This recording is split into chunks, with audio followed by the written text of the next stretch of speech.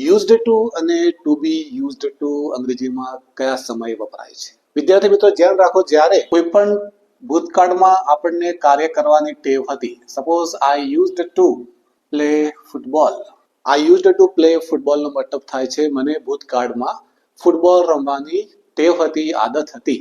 આ જે used to છે એ હંમેશા ભૂતકાળની કોઈ ટેવ બતાવે છે, ભૂતકાળની કોઈ આદત બતાવે છે કે જે ભૂતકાળમાં તમને હતી, હાલ વર્તમાનમાં નથી, આ વર્તમાનમાં કદી વપરાતું નથી.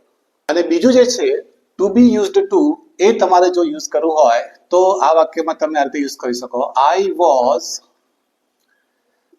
Used to play football. આ પણ આ જ રીતે વપરાય છે, I was used to play football. મને ભૂતકાળમાં ફૂટબોલ રમવાની ટેવ હતી. પણ આ વાક્ય જ્યારે તમે ટુ બી યુઝડ ટુ વાપરો છો તો ટુ બી ની જગ્યાએ અહીંયા વોઝ અથવા વર આવી જાય છે. ટુ બી રૂપ અહીંયા તમારે મૂકવું પડે છે, પછી યુઝડ ટુ લખવું પડે છે. અને એક ઇમ્પોર્ટન્ટ વસ્તુ અહીંયા તમારે ધ્યાન રાખવાની છે, જો તમે અહીંયા પ્લે લખશો તો આ ખોટું. તમારે જ્યારે પણ વોઝ યુઝડ ટુ આપેલું હોય ત્યારે પ્લે લખવાનું નથી, તમારે અહીંયા લખવાનું છે પ્લેઇંગ.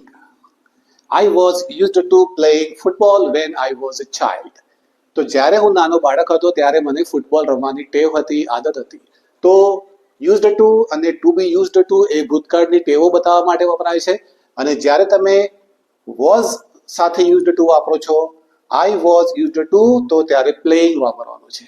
એક બીજી ઇમ્પોર્ટન્ટ વસ્તુ તમારે ખાસ ધ્યાન રાખવાની છે કે આ જે છે વોઝ, એ જગ્યાએ તમે વર્તમાનમાં પણ યુઝ કરી શકો છો. આઈ એમ used to playing football. આ જ વાક્ય તમે ભવિષ્યમાં પણ યુઝ કરી શકો છો. I will be used to playing football.